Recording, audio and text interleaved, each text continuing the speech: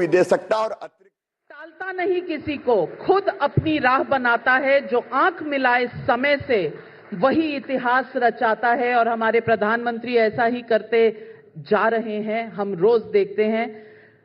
I want to request Managing Director of Times Group, Mr. Vineet Jain, to felicitate the Prime Minister with a shawl.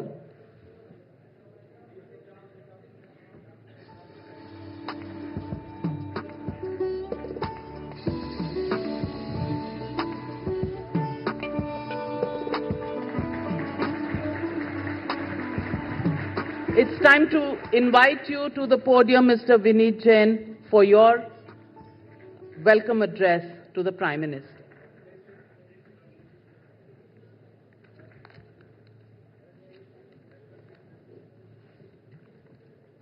Honorable Prime Minister Narendra Modi ji, Excellencies, global leaders, distinguished guests, welcome to the ET Now Global Business Summit.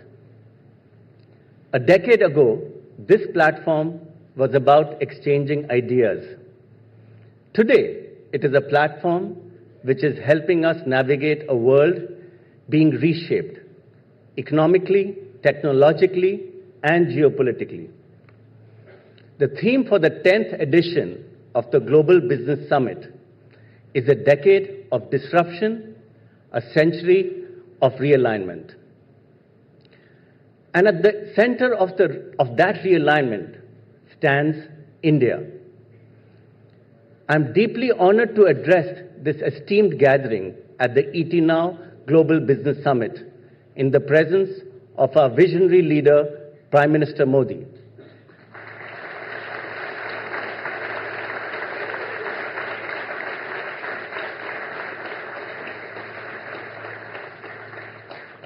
Today, I speak not just as a representative of the business community, but as a proud citizen of a nation that has embarked on a remarkable journey of transformation and growth. Under your dynamic leadership, India has transitioned from a land of aspirations to a nation of achievements. We have witnessed our potential being realized and our performance reaching new heights. In an era marked by unprecedented geopolitical turbulence, India has showcased its diplomatic acumen by concluding 5 transformative trade agreements within a single year.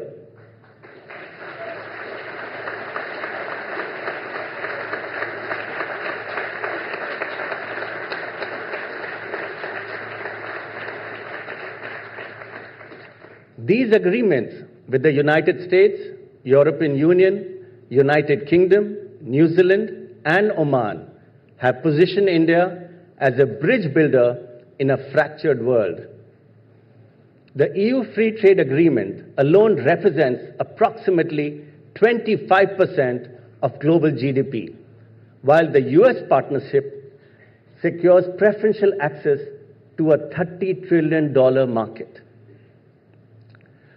Prime Minister, your call for Atmanirbhar turned out to be a visionary because it has necessarily evolved from the economic policy into a vital strategy to counter the weaponization of global trade supply chains and technology. The physical transformation of India is breathtaking. Our national highways have added more than 50,000 kilometers over the last 10 years. 7 high-speed rail corridors will soon connect our major cities as growth connectors. India's metro network, now the world's 3rd largest, has expanded to over 1,000 kilometers.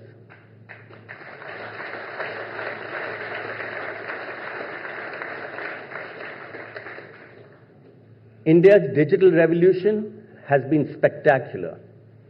India has emerged as the first major democracy to build population-scale digital public infrastructure, including identity, payments, data, and governance.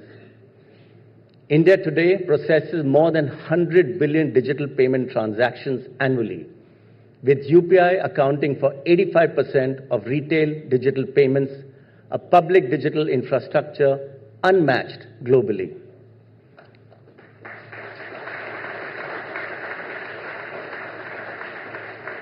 Given the increasing competition and monopolization of tech businesses by global giants, India should target building globally competitive businesses in tech and media sectors, such as digital media, social media, tech platforms, marketplaces, commerce and transactions, enterprise software, and agentic AI.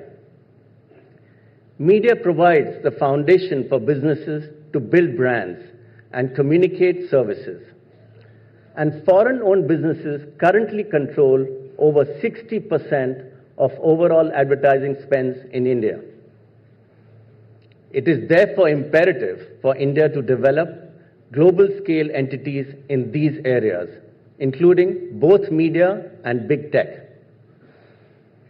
Also, as social media and AI becomes primary consumption channels, we must establish a regulatory framework ensuring fair compensation for our media industry. India has moved decisively into frontier technologies that define economic sovereignty with the India's semiconductor mission for chip manufacturing and design, and the India's AI and national quantum missions preparing for the next-gen technologies.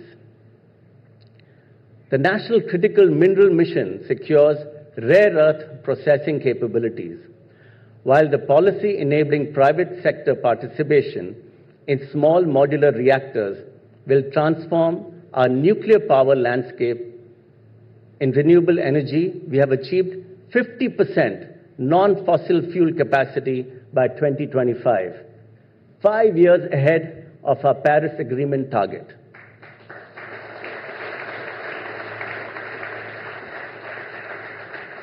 With our solar energy driving our ambitious 500 gigawatts non-fossil fuel capacity goal. I truly believe that this is just the beginning. Today, more than 1,700 global capability centers have flourished in India. They are employing nearly 2 million professionals today. It is believed that by 2030, India will be home to more than 2,400 GCCs.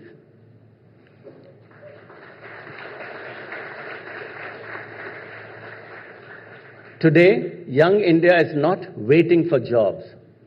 Young India is creating them with the third largest startup ecosystem globally and over 100 unicorns.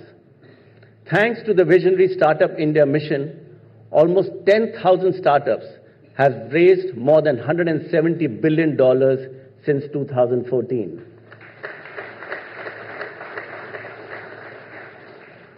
India has become the fourth nation to succeed in space docking experiments. With over 300 operational space startups, we are democratizing space, technology, and fostering innovation.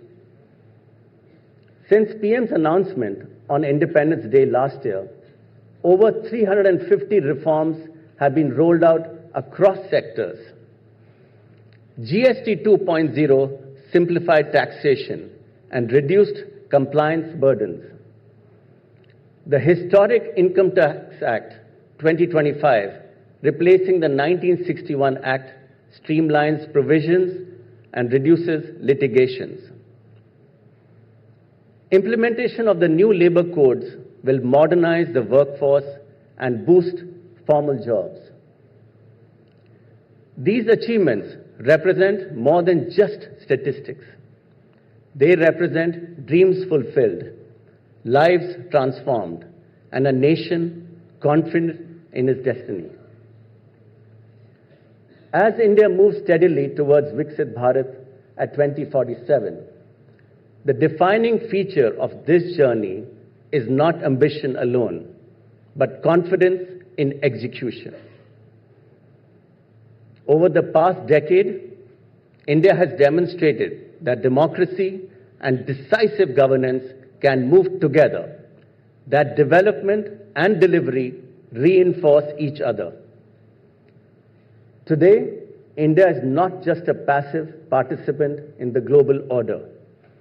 It is an active shaper of it and is guided by continuity, credibility, and conviction. This is India's moment, and it is being shaped with purpose. As the ET Now Global Business Summit completes its first decade, it does so at a time when the ability to institutionalize resilience may be the defining economic skill of our era. Nations that can convert disruption into strength and uncertainty into strategy will define the century ahead. Honorable Prime Minister, you have given India confidence. You have given India clarity. You have given India ambition. India does not ask whether it can rise. India declares to the world that it is rising.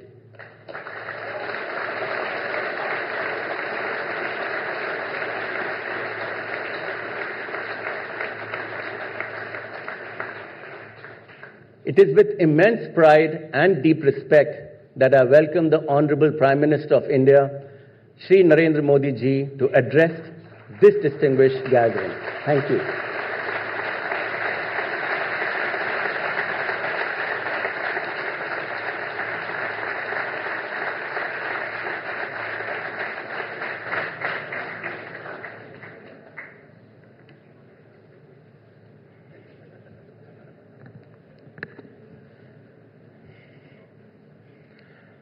आप सभी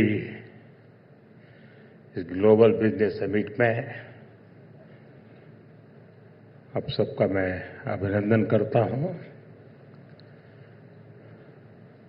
हम यहाँ a decade of disruption, a century of change, इस विषय पर चर्चा कर रहे हैं।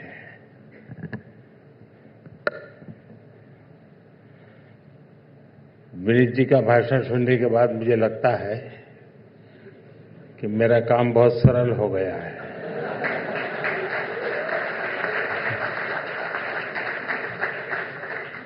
लेकिन एक छोटी रिक्वेस्ट करूं, इतना सारा आपको पता है तो कभी ईटी में तो दिखना चाहिए।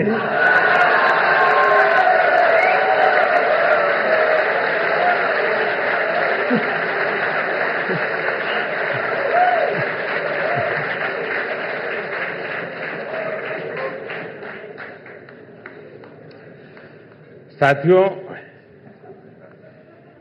21वीं सदी का बीता दशक अभूतपूर्व डिसरप्शन का रहा है। ग्लोबल पैंडेमिक, ग्लोब के अलग अलग हिस्सों में तनाव, युद्ध और ग्लोब के संतुलन को हिला देने वाले सप्लाई चेन ब्रेकडाउन्स, दुनिया ने एक दशक के भीतर काफी कुछ देख लिया। लेकिन साथियों, कहते हैं संकट के समय ही किसी देश के सामर्थ्य का पता चलता है।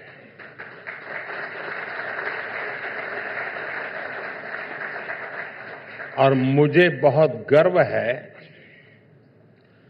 अनेक डिसरप्शन के बीच भी भारत के लिए ये दशक अभूतपूर्व डेवलपमेंट का रहा है, शानदार डिलीवरी का रहा है और डेमोक्रेसी को मजबूत करने वाला रहा है।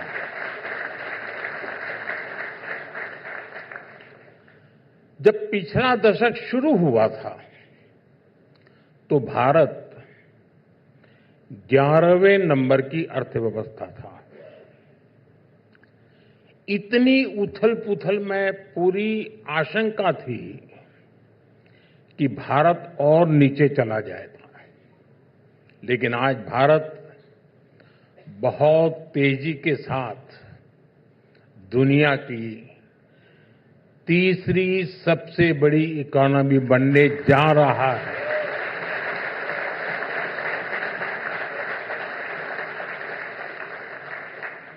और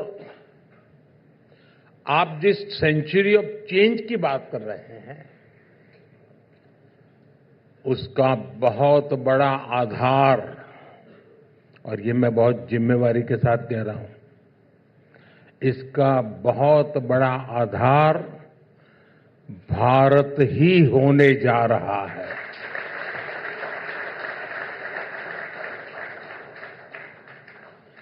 आज भारत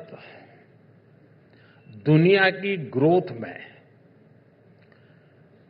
16% से ज्यादा योगदान दे रहा है और मुझे विश्वास है इस सेंचुरी के हर आने वाले साल में हमारा योगदान और भी बढ़ता रहेगा, निरंतर बढ़ता रहेगा। मैं वो मदान की तरह एस्ट्रोलॉजर के रूप में नहीं आया हूं।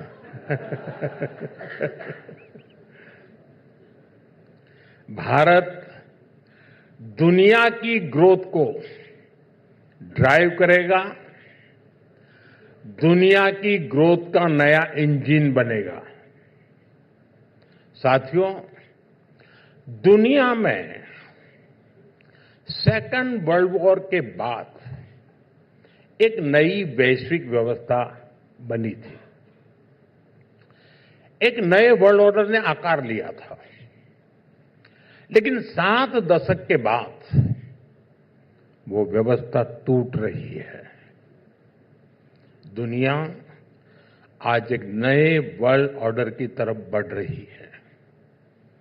आखिर ये क्यों हो रहा है? ऐसा इसलिए हुआ क्योंकि तब जो व्यवस्था बनी थी उसकी नींव वन साइज फिट्स ऑल इसी सोच पर टिकी थी। तब ये माना गया कि वर्ल्ड इकोनॉमी कोर में होगी, सप्लाई चेन्स मजबूत और विश्वसनीय हो रहेगी। इस व्यवस्था में नेशंस को केवल कंट्रीब्यूटर्स के रूप में ही देखा गया, लेकिन आज इस मॉडल को चुनौती मिल रही है। ये अपनी प्रासंगिकता खोता जा रहा है। आज हर देश को ये पता चल रहा है कि उसे अपनी रिजिलियंस खुद बनानी होगी। साथियों, आज दुनिया जिसकी चर्चा कर रही है उसको भारत ने 2015 में, आज से 10 साल से पहले 2015 में ही अपनी नीति का हिस्सा बना लिया था। 10 साल पहले जब नीति आयोग बना तो उसके फाउंडिंग डॉक्यूमेंट में ही भारत ने अपना विजन क्लियर कर दिया था। और विजन ये कि भारत किसी दूसरे देश से कोई सिंगल डेवलपमेंट मॉडल इंपोर्ट नहीं करेगा।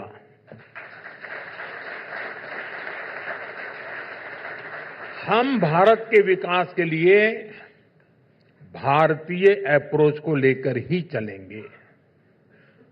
इस नीति ने भारत को अपने हिसाब से, अपनी रिक्वायरमेंट के हिसाब से, अपने हित में फैसले लेने का आत्मविश्वास दिया।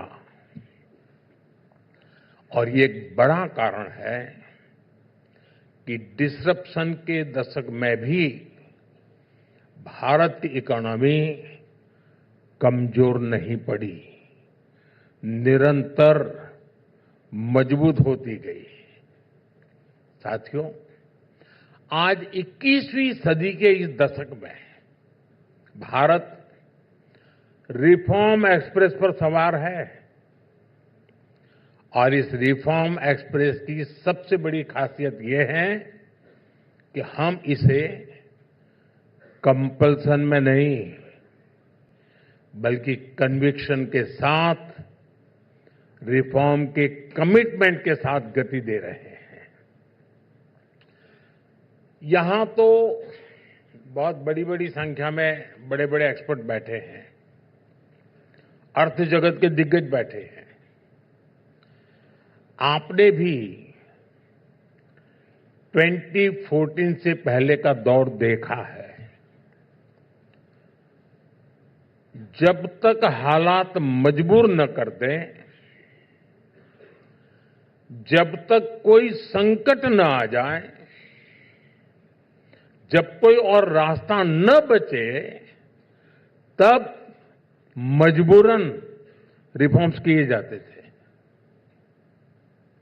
आप याद करिए 1991 का रिफॉर्म भी तब हुआ जब देश पर दिवालिया होने का खतरा आ गया था, जब देश को सोना गिरवी रखना पड़ा था। पहले की सरकारों का यही तरीका था, वो रिफॉर्म्स कंपल्सन में ही किया करते थे। जब 26/11 का आतंकी हमला हुआ, कांग्रेस सरकार की कलई खुल गई तो एनआईए का गठन किया गया। जब पावर सेक्टर बर्बाद हो गया, ग्रिड फेल होने लगे, तब मजबूरी में कांग्रेस को पावर सेक्टर में याद आई। साथियों, ऐसी एक लंबी सूची है जो याद दिलाती है कि जब कंपल्सन में, मजबूरी में रिफॉर्म होता है तो न सही नतीजे मिलते हैं, न देश को सही परिणाम मिलते हैं। साथियों, आज मुझे गर्व है कि बीते 11 वर्षों में हमने पूरे कन्विक्शन के साथ रिफॉर्म किए हैं और ये रिफॉर्म पॉलिसी में हुए हैं, प्रोसेस में हुए, डिलीवरी में हुए और इतना ही नहीं, माइंडसेट में भी रिफॉर्म हुआ है।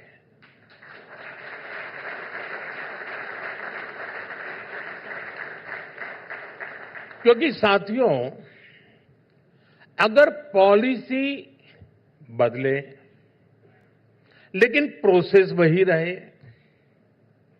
माइंडसेट वही रहे, डिलीवरी ठीक से न हो, तो रिफॉर्म्स सिर्फ और सिर्फ कागज का टुकड़ा बन के रह जाता है।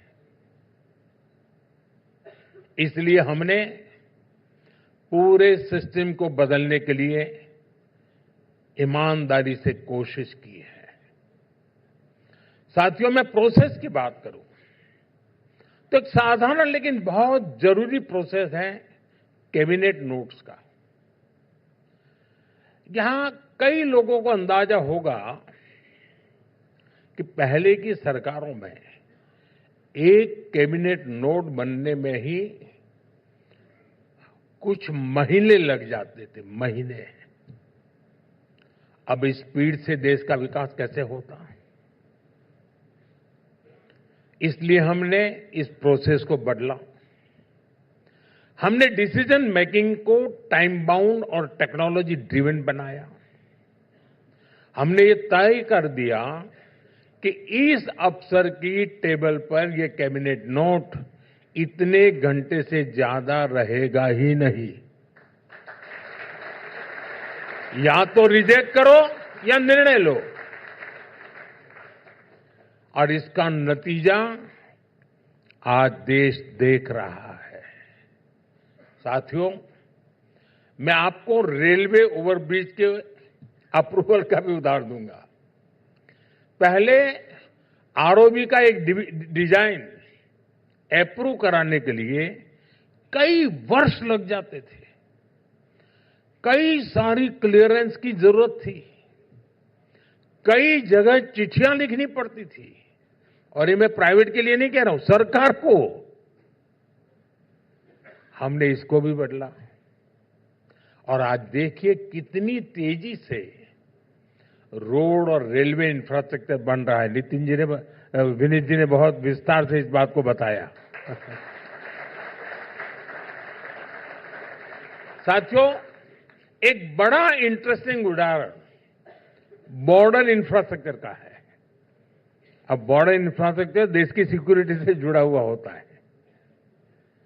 आप कल्पना कर सकते हैं, एक समय था जब बॉर्डर एरिया में एक साधारण सी सड़क बनाने के लिए भी कुछ परमिशन दिल्ली से लेनी पड़ती थी।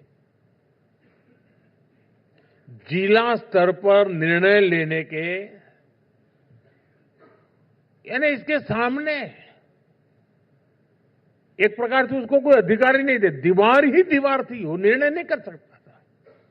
और इसलिए तो दशकों बाद भी हमारे देश में बॉर्डर इंफ्रा इतना बेहाल रहा।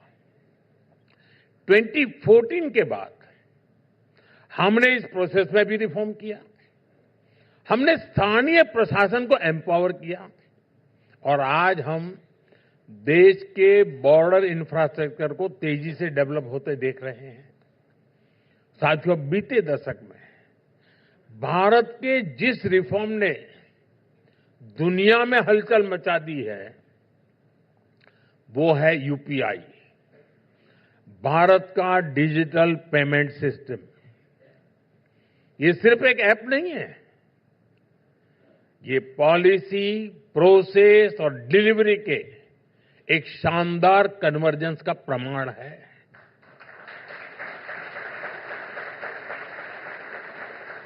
जो लोग कभी बैंकिंग और फाइनेंस से जुड़े बेनिफिट्स के बारे में सोच भी नहीं सकते थे, यूपीआई देश के ऐसे नागरिकों को सर्व कर रहा है। ये जो डिजिटल इंडिया है, डिजिटल पेमेंट सिस्टम है, जनधन, आधार, मोबाइल की ट्रिनिटी है। ये रिफॉर्म किसी कंपल्सन से नहीं हुआ है, ये हमारा कन्विक्शन था। और कन्विक्शन ये था कि जिन लोगों तक पहले की सरकारें कभी नहीं पहुंची, हमें ऐसे नागरिकों का इंक्लूजन करना है। जिसे कोई नहीं पूछता, उसे मोदी पूछता है।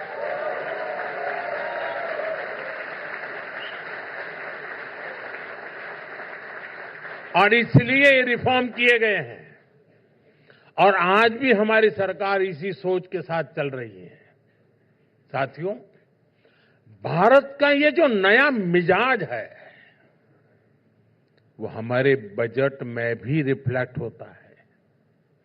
पहले जब बजट की चर्चा होती थी तो फोकस सिर्फ आउटले पर होता था, कितना पैसा आवंटित हुआ,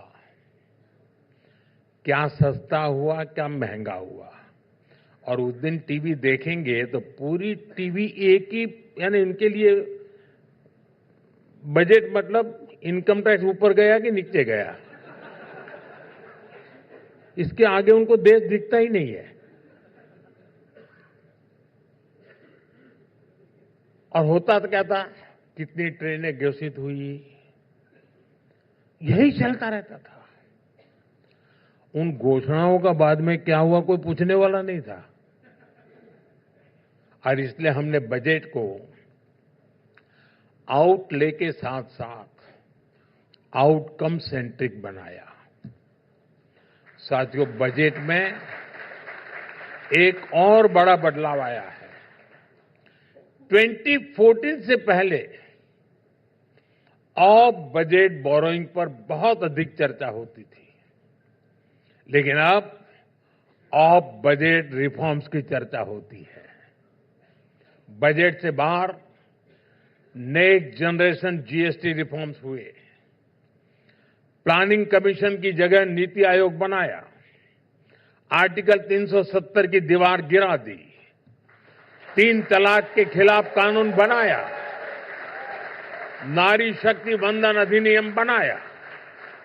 साथियों, बजट में घोषित हो या बजट से बाहर, रिफॉर्म एक्सप्रेस लगातार गति पकड़ रही है। अगर मैं पिछले 1 साल की ही बात करूं तो हमने पोर्ट्स एंड मैरीटाइम सेक्टर में रिफॉर्म किया, शिप बिल्डिंग इंडस्ट्री के लिए अनेक इनिशिएटिव लिए, जन विश्वास एक्ट के तहत रिफॉर्म्स को और आगे बढ़ाया, एनर्जी सिक्योरिटी के लिए शांति एक्ट बनाया, लेबर कानूनों से जुड़े रिफॉर्म्स को लागू किया, भारतीय न्याय संहिता लेकर आए, वक्फ कानून में रिफॉर्म किया गया, गांव में रोजगार के लिए नया जी राम जी कानून बनाया। ऐसे अनेक रिफॉर्म्स साल भर होते रहे हैं। साथियों, इस साल के बजट ने रिफॉर्म एक्सप्रेस को और आगे बढ़ाया है। वैसे तो बजट के बहुत सारे आयाम हैं, लेकिन मैं 2 इंपॉर्टेंट फैक्टर्स की बात करूंगा। कैपेक्स और टेक्नोलॉजी। बीते वर्षों की भांति इस बजट में भी इंफ्रास्ट्रक्चर पर खर्च को बढ़ाकर करीब 17 लाख करोड़ रुपए कर दिया गया है।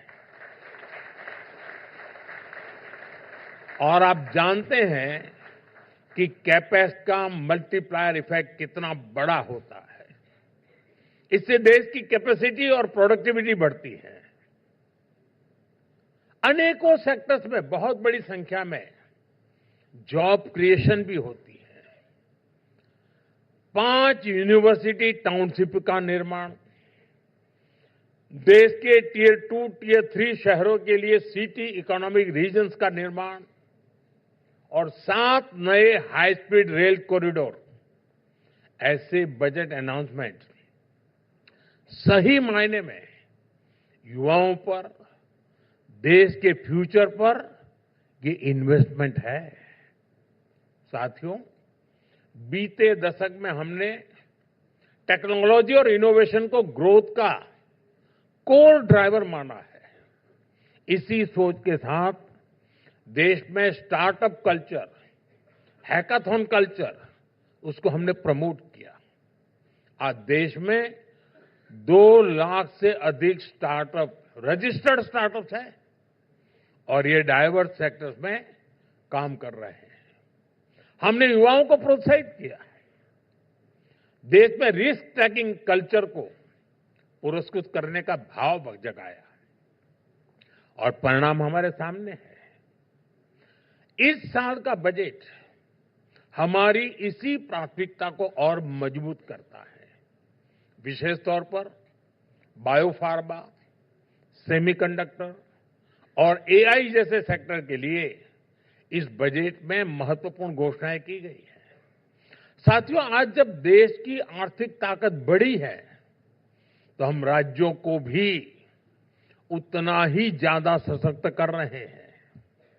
मैं एक और आंकड़ा आपको देना चाहता हूं। 2004 से 2014,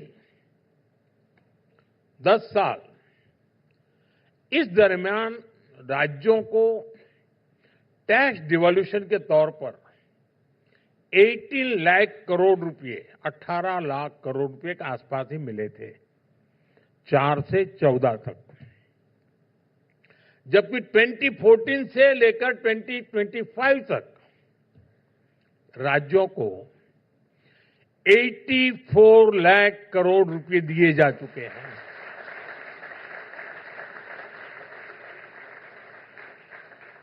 अगर मैं इस साल बजट में प्रस्तावित लगभग 14 लाख करोड़ का आंकड़ा और जोड़ दूं तो हमारी सरकार में राज्यों को टैक्स डिवॉल्यूशन के करीब करीब 100 लाख करोड़ रुपए मिलने तय हुए हैं। ये राशि केंद्र सरकार की तरफ से अलग अलग राज्य सरकारों को मिली है ताकि वो अपने यहां विकास के कार्यों को आगे बढ़ा सके। साथियों, आजकल आप लोग भारत के एफटीएस यानी फ्री ट्रेड डील्स पर काफी चर्चा कर रहे हैं और मैं यहां एंटर हुआ वहीं से शुरू हो गए लोग। दुनिया भर में इसका एनालिसिस हो रहा है, लेकिन मैं आज इसका एक और इंटरेस्टिंग एंगल आपको बताता हूं। मीडिया को जो चाहिए वो तो इसमें नहीं होगा शायद, लेकिन हो सकता है कुछ काम में आ जाए। और मैं पक्का मानता हूं जो बात मैं कहने जा रहा हूं, आपने भी इसके बारे में विचार नहीं किया होगा। क्या आपने कभी सोचा है कि आज इतने सारे विकसित देशों के साथ फ्री ट्रेड डील्स हो रहे हैं, क्या यही काम 2014 से पहले क्यों नहीं हो पाए?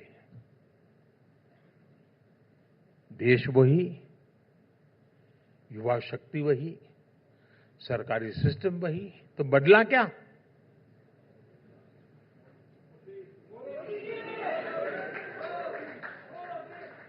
बदलाव सरकार के विजन में आया है, नीति और नीयत में बदलाव आया है, भारत के सामर्थ्य में बदलाव आया है।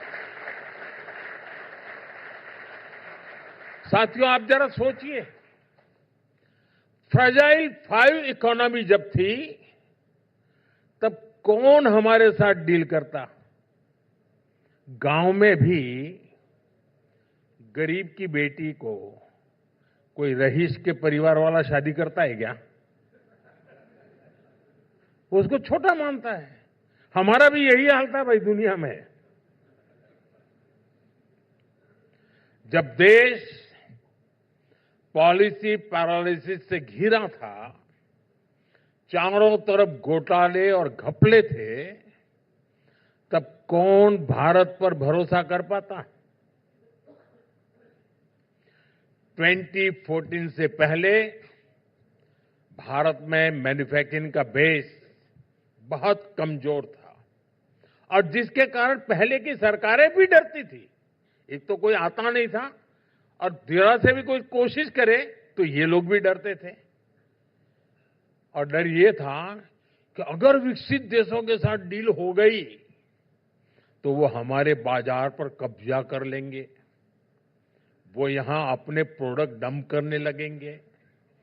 हताशा, निराशा के उस माहौल में 2014 से पहले यूपीए सरकार सिर्फ 4 देशों के साथ ही कॉम्प्रिहेंसिव ट्रेड एग्रीमेंट कर पाई थी, जबकि बीते दशक में भारत ने जो ट्रेड डील्स की है उसमें दुनिया के 38 कंट्री कवर होते हैं। 38 कंट्री। और ये दुनिया के अलग अलग रीजन्स में है। आज हम इसलिए दुनिया के साथ ट्रेड डील्स कर रहे हैं क्योंकि आज का भारत आत्मविश्वास से भरा हुआ है। आज का भारत दुनिया के साथ कॉम्पीट करने के लिए तैयार है। बीते 11 वर्षों में भारत ने मैन्युफैक्चरिंग का एक मजबूत इकोसिस्टम देश में विकसित किया है। इसलिए आज भारत समर्थ है, सशक्त है और इसलिए दुनिया भी हम पर भरोसा करती है। यही बदलाव हमारी ट्रेड पॉलिसी में आए, पैराडाइम शिफ्ट का आधार बने और यही पैराडाइम शिफ्ट विकसित भारत की हमारा यात्रा का अनिवार्य स्तंभ बना है।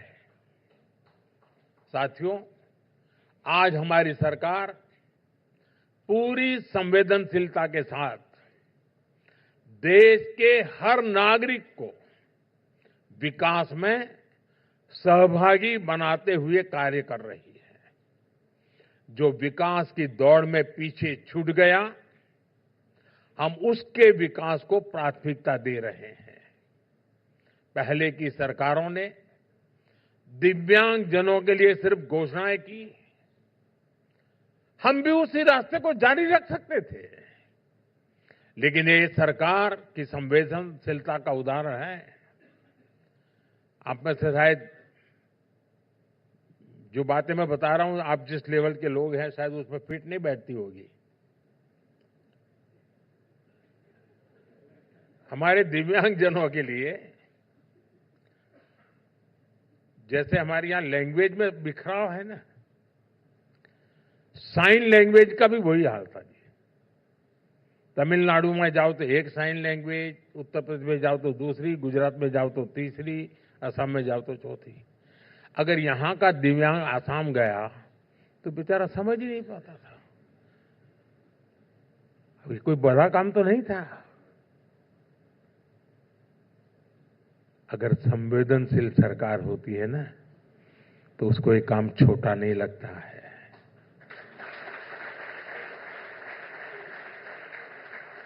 और देश ने पहली बार इंडियन साइन लैंग्वेज को इंस्टीट्यूशनलाइज किया, कॉमन किया, व्यवस्था बनाई।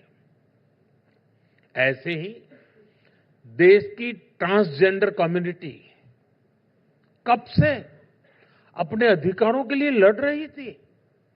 हमने उनके लिए भी कानून बनाकर उन्हें सम्मान से जीने का कवच दिया है। बीते दशक में ही देश की करोड़ों बहनों को 3 तलाक की कुरीति से मुक्ति मिली। लोकसभा और विधानसभा में महिलाओं के लिए आरक्षण पक्का हुआ। साथियों, आज सरकारी मशीनरी की सोच भी बदली है, उसमें संवेदनशीलता आई है। सोच का अंतर क्या होता है, ये हम जरूरतमंदों को मुफ्त अनाज देने वाली स्कीम में भी देखते हैं। विपक्ष के कुछ लोग हमारा मजाक उड़ाते हैं और कुछ अखबारों में जरा छपता भी ज्यादा है। विपक्ष मजाक उड़ाता है कि जब 25 करोड़ लोग गरीबी से बाहर निकल ही गए हैं तो उनको मुफ्त राशन क्यों मिलता है। अजीबोगरीब सवाल है। अगर आप बीमार हैं, अस्पताल में गए और अब अस्पताल से आपको छुट्टी मिली, तो भी डॉक्टर कहता है कि 7 दिन तक ये संभालना, 15 दिन तक ये संभालना। कहता है कि नहीं कहता है।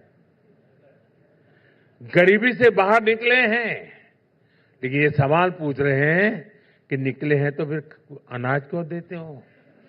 ऐसी संकीर्ण मानसिकता वाले लोग ये नहीं सोचते कि सिर्फ गरीबी से बाहर निकलना काफी नहीं होता, बल्कि जो व्यक्ति न्यू मिडिल क्लास में आया है वो फिर गरीबी के चंगुल में न फंस जाए, ये भी सुनिश्चित करना पड़ता है।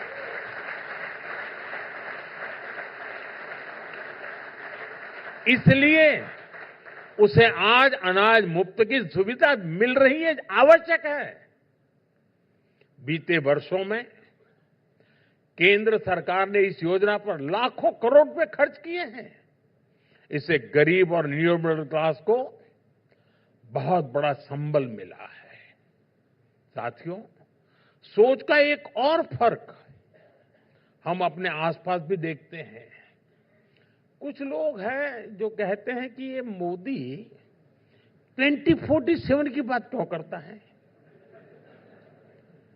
2047 में विकसित भारत बनेगा नहीं बनेगा, किसने देखा। हम रहे या न रहे उससे हमारा लेना देना क्या है। अब देखिए, ये सोच है और ये बड़े बड़े लोगों की सोच है, ये कोई मैं अपने शब्द नहीं बता रहा हूं। साथियों, जिन लोगों ने आजादी के लिए लड़ाई लड़ी, लाठियां खाई, काला पानी की सजाएं पड़ी, फांसी के तख्त पर चढ़ गए, अगर वो भी यही सोचते कि आजादी पता नहीं कब मिले, हम क्यों आज आजादी के लिए लाठी खाएं, तो सोचिए, क्या उस सोच के साथ देश कभी आजाद हो पाता क्या?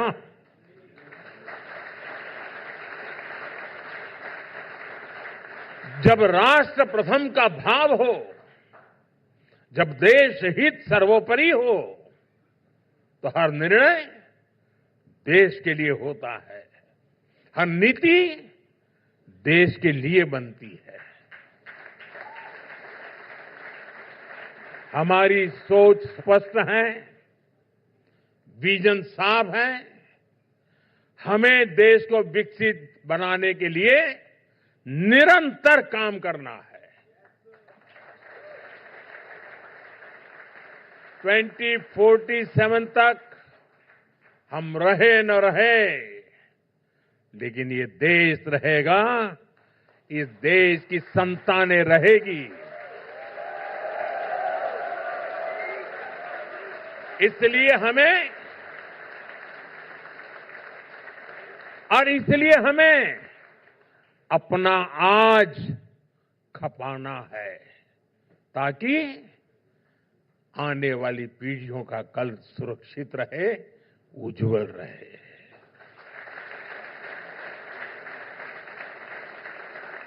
मैं आज अपनी आज बो रहा हूं, क्योंकि कल पीढ़ी को फल खाने को मौका मिले। साथियों, दुनिया को अब डिसरप्शन के साथ जीने के लिए तैयार रहना होगा। समय के साथ इनके नेचर में बदलाव आएगा, लेकिन ये तय है कि अब व्यवस्थाएं बहुत तेजी से बदलेगी। एआई से जो डिसरप्शन हो रहे हैं, वो तो आप देख ही रहे हैं। आने वाले समय में एआई और भी क्रांतिकारी बदलाव लेकर आने वाली है। भारत इसके लिए भी तैयार है। कुछ ही दिनों में भारत में ग्लोबल एआई इंपैक्ट समिट होने जा रही है। दुनिया के अनेक देश, दुनिया भर के टेक लीडर्स इस समिट में हिस्सा लेने के लिए भारत आ रहे हैं। सभी के साथ मिलकर हम एक बेहतर विश्व बनाने के लिए निरंतर प्रयास करते रहेंगे। इसी भरोसे के साथ एक बार फिर इस समिट के लिए आप सभी को बहुत सारी मेरी शुभकामनाएं। बहुत बहुत धन्यवाद। वंदे मातरम।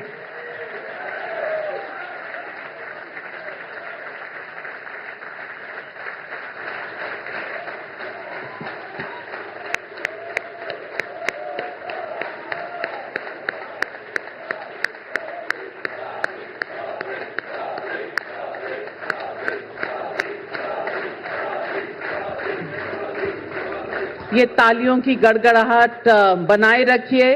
मजबूर से मजबूत भारत जिन्होंने बनाया, कंपल्शन से एम्बिशन ने जिन्होंने सफर तय करवाया, विजन और इम्प्लीमेंटेशन जिसने दिखाया, जिसको कोई नहीं पूछता उसको मोदी पूछता है। ये भाव जिसने सब में जगाया, उसको बहुत बहुत धन्यवाद। हमारे प्रधानमंत्री को बहुत धन्यवाद। और ग्लोबल बिजनेस समिट पर हर साल आपका आशीर्वाद मिलता है, उसके लिए भी